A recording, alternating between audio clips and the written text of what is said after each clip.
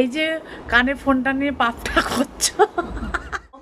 যাচ্ছি মাকে দর্শন করতে, দর্শন না বরণ করতে। আজকে দ্বাদশী হয়ে গেছে, আজকে লাস্ট বিসর্জন হবে।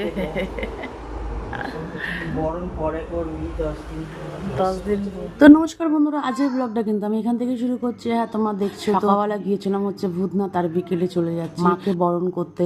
আর তোমরা তো জানো সবাই আমরা যাই একসঙ্গে, আমরা লোকে বলে হয়তো মেয়েরা মেয়েদের বন্ধু হয় না, খুব ভালো বন্ধু হয় না, কিন্তু আমি কিন্তু হলপ করে বলতে পারি মেয়েরা খুব ভালো বন্ধু। আর যাওয়ার আগে আমরা একটু সেলফি তুলে নিচ্ছি, মণ্ডপে যাবো আর সেলফি তুলবো না, তো এটা হয়ই না। আর আমি তো ভেবেছিলাম যে আমরাই সবার লাস্ট, অনেকক্ষণ ধরে অ্যানাউন্স করছিল যে দেবী বরণ করতে চলে আসো, বিসর্জন তাড়াতাড়ি হয়ে যাবে। কিন্তু আমার বন্ধুরা অ্যাজ ইউজুয়াল সবসময় লেট করে।